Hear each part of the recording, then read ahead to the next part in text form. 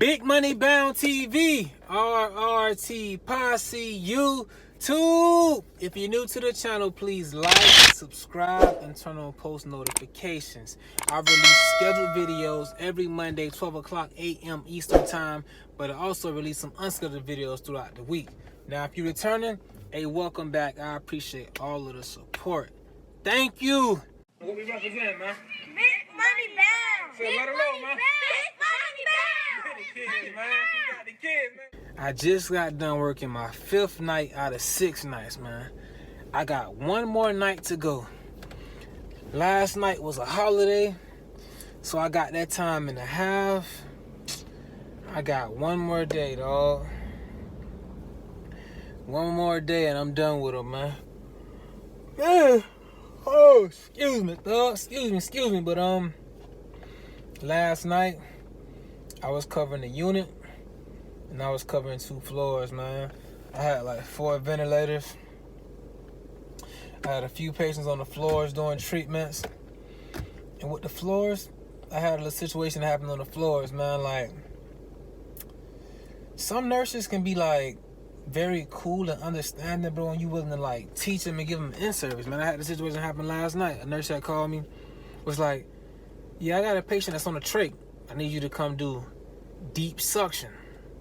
Cause I suctioned and I didn't get anything back, but I can hear the mucus down. I can hear the mucus like down there. I can hear whenever she breathes, I hear mucus. I'm like, all right. If you already suctioned, you already went down there, I'm gonna do the same thing you did. I'm gonna just go down there. So if we going down into the lungs and it's not there, it's in the upper airway. It's like in the back of the throat. Back, you know how you like, you cough up, you got something like sitting like right here? It's up here, but the trach is down here. So you going right into here, but it's up here in the upper airway. So I was like, you know what?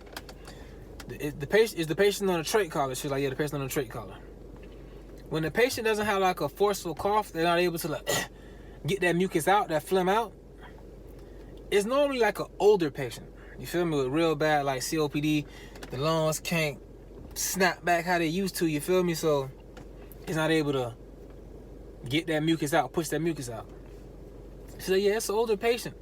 I'm like, all right, what I'm gonna do is, since we're gonna have to be suctioning frequently, I'm gonna bring a ballard instead of a trach collar. They had a trach with a collar around it and just had cool aerosol blowing through. I'm gonna bring a ballard, the same ballard that you would use for the vent, turn it into a T-piece. That means now you have the closed, you got the inline closed suction ballard hooked up to the trach, so you can go in and out as you need to. And you now have the humidification device going through the T-piece. So you still adding cool aerosol, but you also got an inline ballard, so you don't got to keep doing that French catheter. Get your what is that, man? Your sterile gloves on, doing this procedure, sterile gloves over here, cause that's time consuming, man. That don't take time. You got to keep doing it for somebody who can't clear their own secretions. That's tough, man. So she was like, you know what? When you come up here, can you please show me what you're doing? Cause this like my first time having. Like, you know what? That's no problem, man. So I got up there, called the nurse. She came in there, she checked it out. I'm like, all right. Like I say, you already went down the trach. It's nothing in there. But I can hear the mucus. Whenever you can hear it, it's in the upper airway. So you got to take the yank out. This is the uncomfortable for the patient, and it'll be uncomfortable for you. Just imagine like somebody sticking a straw down the back of your throat, pulling up mucus. They got to get it though, but that's just so uncomfortable, you feel me? So I went down there. I did that. It's mucus just flying through here. Flying through. The nurse like, oh, I didn't know that. But now I know for next time. I'm like, all right, man, there's no problem. Thank you for being patient. She's like, no, thank you for coming. I appreciate it. And like, that's why I be saying, like, I know it'd be like sometimes like nurses and respiratory therapists feud, nurses and doctors feud. But at the end of the day, man, like, we all here for the patient, bro. Like, I'm not coming to work to feud with nobody, dog. I'm coming to work to fuel my bank account. You feel me? And take care of the patients I got to take care of and do my job as a respiratory therapist, dog. You feel me? Like I said, when I started this career field, bro, dead broke, stomach was hurting. You feel me? Now I'm in a position where it's possible, dog. So that happened, and what else? you know, it's a pandemic, man. So a lot of people being ventilated. So we running out of the vents that we would normally use. So now we're using like any vents we can get our hands on. We're using. I ain't familiar with these vents, though. I ain't familiar with them, so I ain't really. I know a lot of. Let me see. I know about 5 vents. You feel me? 9 if you. I know 9 if you include like transport vents. So it's a lot of vents. I don't know. They tell me like, hey man, we got a patient coming to room 54B. They're gonna be coming from a procedure, and they're on a portable ventilator. So just have a vent set up. All right, no problem, dog. I go grab a vent. It's a vent on, no nothing but. All right, let me see what's going on. Turn the vent on. The vent just alarming, screaming, beep, beep. I'm like, man, I just turned the vent on. I just turned it on. Why is it screaming and alarming? Bro, make a long story short, man. It took me like 10 minutes to really like get it and understand what was going on and how to set it up and everything, bro. Like, man, that's what I be saying. Like, I ain't want to travel to another state, another city, using equipment I don't know how to use, and something happened to a patient, then something happened to my license. Something happened to the way I eat. Something happened to, you feel me, how I live and the vision I had and the plans I had set with the money I was making. I don't jeopardize, bro. I don't jeopardize. Oh, no, I don't, bro. If I don't know, man. So I was about to call my supervisor now. But I managed to figure out what it was. And now I know. You feel me? But do I know everything about the vent 100%? No. But do I know enough to do respiratory therapy and do my job? Yes. But I want to be a perfectionist. That's just how I'm rocking. You feel me? What else happened, man? It was just like... It was my 5th day, dog. My 5th day in a row, man. I'm going on number 6. Then I'm taking 1 day off.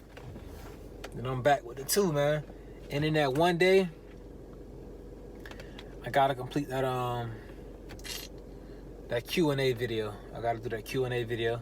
Cause everybody dropped their comments. Somebody told me what they wanted me to talk about, the question they had for me. So I'm doing a Q&A part 4. That's coming up this Monday, 12 o'clock a.m. Eastern time, man. September 14th, 2020. So we got that coming out. And then that was really my night, bro. That was really it, dog. That was really it. I'm tired. We had y'all know it's NBA playoffs, man. I'm trying to catch at least a little piece of the game, bro. But the hospital's so busy, I can't catch nothing, man. And we were short-staffed last night. We're gonna be short-staffed again tonight. But you know, like, once I get through tonight, and once I get to that paycheck, that work I did, that pain I went through, that suffering I went through, gonna be a thing of the past. And I'm gonna have a pocket full of cash. Well, a bank account full of cash, because I don't carry cash, bro. I don't even mess around like that, bro. I don't carry cash, dog. I ain't got it, cuz. Let me hold $1. I ain't got it, dog. I ain't even got it, man. What else took place last night, bro? You know, normally I write this stuff down as my day goes along, but I was so busy, man, I ain't had time to write nothing down, dog. Then I gotta go and get my car, I gotta go get some new brakes on my car. I gotta go and get that, bro. I just left Mercedes-Benz dealership, bro. I almost said Mercedes-Benz dealership, bro. Had some car service. Like, you know, like you reach like 20 miles, 30 miles, 30,000 miles, 20,000 miles. They do like the yearly service to keep your warranty good. Bro, I left that paying them folks $2,000, though. Bro, I'm telling you, hey, man. I want a Benz. All right, dog. I'm telling you. It costs to be the boss now. You sure you want to be a big dog? Alright. Rando tried to warn you, thug. Hey, man. Y'all be safe out there. Stay prayed up. Keep your mask on. Everybody in school. It's possible. Make it happen. I wish you nothing but the best, man. Stay in your studies, dog. Stay focused. You have to make some sacrifices. You feel me? Like, you probably can't even watch the NBA playoffs. You probably can't even go out and have dinner dates and all this. Go chill at the beach. You got to really like horn in and focus on your craft, bro, and make it happen. It's going to be time for all that. Trust me, I missed all that. But right now, in 2020, that's irrelevant, bro. Now, in 2013, 2014, I was, I'm missing it. But now, I ain't missing nothing because I'm getting what's most important, though.